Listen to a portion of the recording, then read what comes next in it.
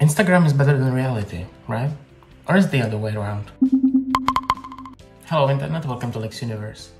Today we will talk about a topic that is somehow related to traveling, but is also related to those social networks, because if you haven't been living in a hole for the past, let's say 5 years, you have noticed that there are some trends on Instagram especially, and maybe TikTok, I don't know, I don't use it, to make the comparisons. What is the difference between places as they look in the reality and as they are portrayed on these social networks? In this video, I want to show you why these videos are really stupid. So if you're interested in that, then follow me and let's go. But before we begin, if you are subscribed to my channel already, I really thank you. You make my day. It really means a lot to me and helps me a lot. So thank you for that. And if you haven't, well, consider doing that, because it doesn't cost you anything and it helps me a great deal. But now let's talk about Instagram.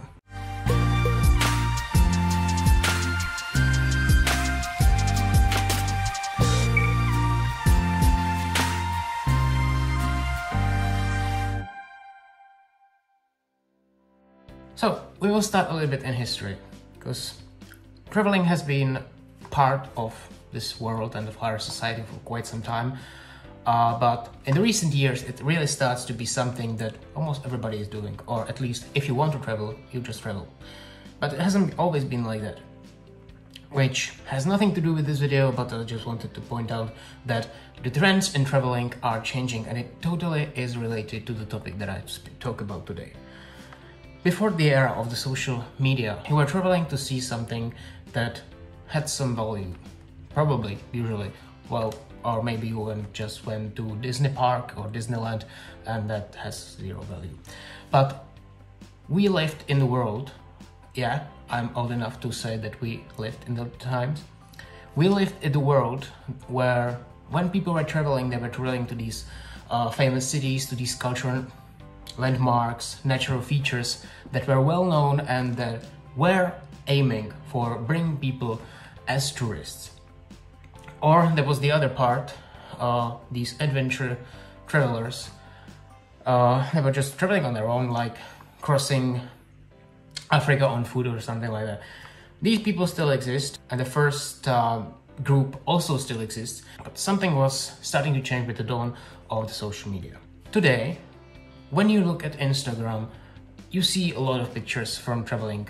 When I will talk about Instagram, I mostly mean traveling profiles, traveling accounts, because I don't really care about women making their hair or whatever.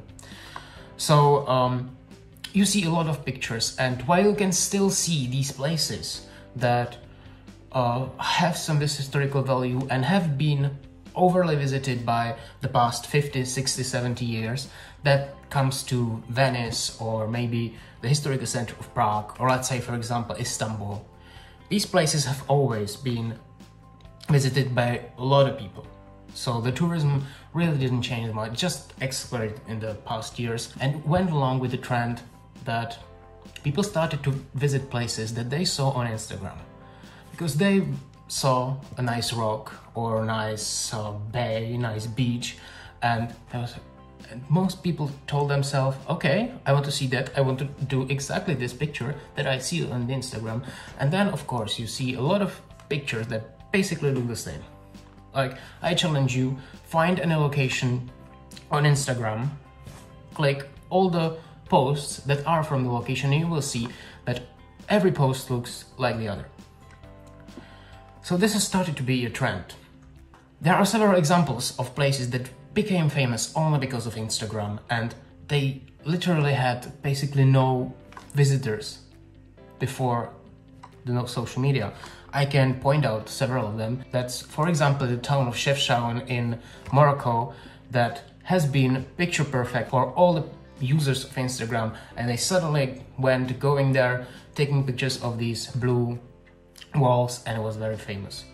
There's really nothing of interest in the city itself. No, I don't mean to hate on it, it's just like when you compare it to the Vatican City, it's something completely different. Among some other places that became visible and visited because of Instagram is, for example, Cappadocia in Turkey, which is like this perfectly looking place again, it looks good on pictures.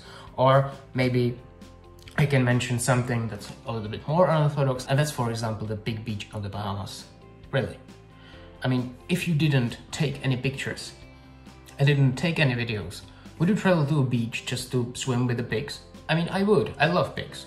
But most of us wouldn't, because we travel there to take the perfect picture and put it on our social media. And here, I want to say one thing. There's absolutely nothing wrong when you want your picture to look good, because it's normal. We have been doing that ever since the dawn of photography, and even before that, where the people were painting paintings, it was the same. You were portraying the place the way it looked good. I mean, you will not go to the Vatican City and take a picture of the St. Peter's Square and just like don't show the basilica and only people walking there. I mean, you could, that's a fair game, but most people just want to make their photos to look at least a little bit artsy. And that kind of brought the problem, because as the social media became more and more widespread and more people saw these destinations and these tourist spots, they kind of got the idea that this is what they look in reality. And I will tell you a secret. In most cases, they actually do. I will get in the second part of the video to the point why these videos, Instagram versus reality, are lying to you or are just generally stupid. But there are some other issues that people had with these spots when they visited them, because always when you're there in person, it feels different than when you see it on a picture or on a video. And it's not always only negative. I mean, there are places that look underwhelming when you see them on a picture, then you're there and you just stay in awe and watch these places. So obviously the picture is not reality, but that's not something that you need to be told. You know that. It's not moving, it's just a frame. I mean, unless you're stupid, you know that when you see the picture, it's not reality, it's just capture of one moment of one place. Why do you need to make such a fuss of it? Well, let's move on in history. Like I said, people started to go into places that felt somehow interesting to make a picture or a video to their social media. This completely changed the traveling pattern in the world, because new tourist places started to be created to accommodate these kind of travelers. And right now, not only that people travel to interesting places that previously weren't visited, like Santorini or, I don't know, new tourist spots were starting to be built exactly for this purpose, to make one picture-perfect photo. Well, I may give you a few examples. Like, you have seen all of these pictures on the Instagram of these giant swings. Most of them are on Bali, but they are quite widespread. I've seen one in Georgia, and I'm pretty sure that every time you have some nice landscape view, you will find this swing. Pay a fee, you are able to take the picture for your Instagram. It doesn't have any other point. You go there only to take the one picture. That's all. That's the whole business.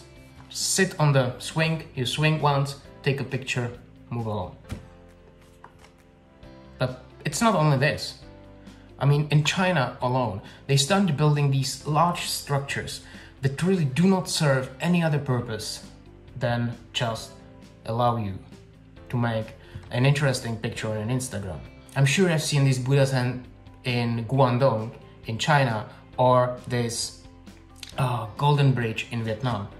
These places weren't created as observation towers or something. They were created for the sole purpose that they look cool on the Instagram picture. And this goes for other places, some observation terraces, tourist balconies, or even, I'm sure you have seen it everywhere, these glass floors. I mean, every time you have a glass floor, the sole reason why they do this is so that you can make the video on your Instagram or YouTube or Facebook or whatever you're using to show how you walk on the grass with a giant fall under you. And if that's your thing, that's okay. I've done it a few times. I almost shitted myself, but okay. I'm just saying that these places wouldn't exist if it weren't for social media. This kind of changed the trend in posting on social media, because a lot of people started to be really unhappy when they came to these places and they look slightly different than on the picture. Because people are generally stupid, obviously. So the trend of the social media started to be, let's display everything as it is. I mean, what it ended up doing was posting a lot of very ugly, disgusting pictures that didn't have any value in the art. They didn't have any good framing, nothing. They just take a picture, a lot of people, one hand sticking from the mountain. Well, this obviously didn't work out very well, because these pictures really weren't very appealing and people just didn't want to see them. So that brings me to the next phase, because at that time video started to be the rule of thumb on Instagram, obviously, which I still didn't get over it. But people started to making these reels, which is just basically discount TikTok, and showing what is the difference with the perfect picture on Instagram and the reality, or the so-called reality. I don't so-called it is a reality.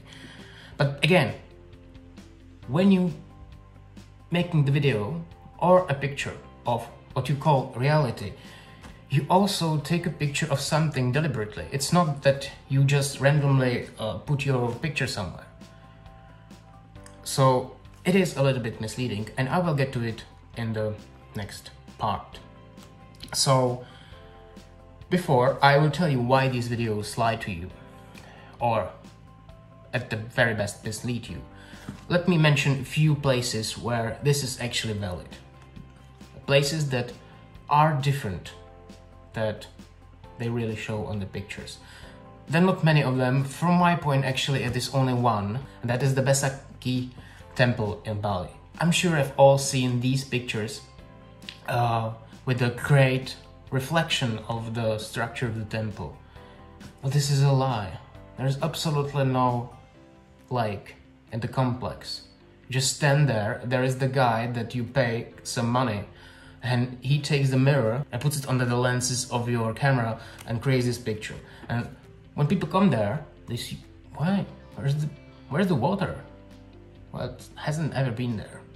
So this is one valid point where this reality versus Instagram really plays out. Another kind of place where this works are the pyramids in Giza. Not that they would look the same way as they do on the pictures, but the way you frame the picture, you kind of have the feeling that this is somewhere in the wilderness, in the middle of the desert. Well, there is the city of Cairo all around the pyramids, so you're basically in the middle of the city. So that's kind of overwhelming, but it doesn't take anything from the pyramids, and quite frankly, they're still very cool, and I do recommend you to visit them. You can actually see my video, because I visited them last year, so it's in the upper right corner. But for the rest, there are two categories of these videos that show you how the reality is sort of different than what you see on Instagram. The first of them is they show you people. I mean, boo-hoo, there are people. I mean, are you stupid? You didn't expect that when you go to the Great Wall of China, there won't be any people? Of course there will be. And that's the thing. Does it mean that the Instagram lies to you, showing you no people? Obviously not. Whenever I take pictures, I'm trying to do it with as little people as possible. And sometimes, yeah, I wait for 5 minutes to take a picture of the street, just to not have any trucks there or something. I think that's completely natural. And unless you are, I mean, what are you expecting? This brings me to another point. I'm sure you have all seen these two pictures. The Great Wall of China, as it is completely empty, and the Great Wall of China that is completely lined up. But look at the pictures. It's not even the same place on the Great Wall. But even if it were, it really depends when you take the picture and how long you wait for it to get this crowded. I mean, it's the longest structure in the world. I'm sure you will find some place that has lesser tourists than like the place that is closest to Beijing, obviously. But let's leave China because I don't really want to talk about it. Let's move on to Cambodia. I mean, you have all probably seen these pictures of Angkor Wat where this is it's completely crowded with people and it looks like you have no place to stand even. And definitely you have no way of taking the great picture. Well, this is only twice a day.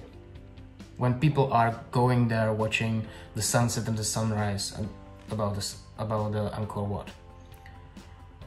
By the way, I also made a travel guide to Angkor Wat. You will find it in the upper right corner in case it interests you. But what I wanted to say, when I was there, I got these great pictures where there is absolutely nobody else. And not even somewhere in the bushes hidden far away from the center. If you want, you can make these pictures, and honestly, when we were to Angkor Wat, it was during the high season. It was before the pandemic, so obviously that played the role the last 2 years, but I mean, there were a lot of people, but the place is enormous. Even if there were 4,000 people, you still have a very good chance that you will not meet any. And come on, don't tell me that the difference between a picture and reality is that there are people. Come on, that's no difference. The place still looks the same as on the pictures. The other category of these differences between Instagram and reality are the weather is shit. Yeah. I mean, I am a victim of that as well. I went to Amboseli National Park, upper right corner, because it is one of the most well-known places in Kenya where you can see free-roaming elephants and giraffes with the silhouette of the Kilimanjaro mountains on the horizon. Well, yeah, cool, but it was clouded the whole time and I haven't seen any little piece of the mountain. It was still cool, but I mean, the weather can be shit.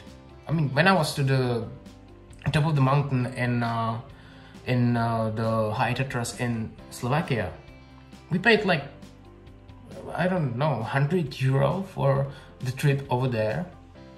And it was cloudy all the time. I haven't seen anything. When you take a picture of something and the weather is nice, you cannot expect that it will look the same when there is a sandstorm around you. I mean, that's just understandable, isn't it? I can see that this is very popular in the portrayal of Machu Picchu in these videos. I mean, you are in the mountains, of course. But on the other hand, when you're there and you stay some time, you have a very good chance that you will take the great picture. But you have also a chance that you will take this weird, cloudy picture that you don't see anything. And you can do it within one visit, and then you can go on the internet and create this stupid Instagram versus reality, while it was probably shot on the same day, even within the same hour. Is it lying? I can make nice pictures when the weather is nice. Why would I take pictures when the weather is shitty? And why would I put it anywhere? I didn't see anything. Well, I wanted to make this video for quite a long time because this really not troubles me, that would be overreacting, but it baffles me. I never understood why this is, and now you can see the trend rising even further. So if you are a content creator and you do these videos, let me know in the comments down below what's your point, what you're trying to prove, why you're doing that, apart from the fact that it's famous and people like watching it. Have I forgotten any place that really look completely different from the pictures on Instagram or any other social media? Well, let me know in the comments down below. I'm really curious and I will check it out. And if you found this video interesting, feel free to subscribe to my channel for more interesting videos. You can even become the member of my channel to support me even more. You will get some extra perks for as little as $1 per month. And yeah, in case you do already be member of my channel, thank you very much. And you can check out my other social media, previous videos from my channel, and I will see you next time.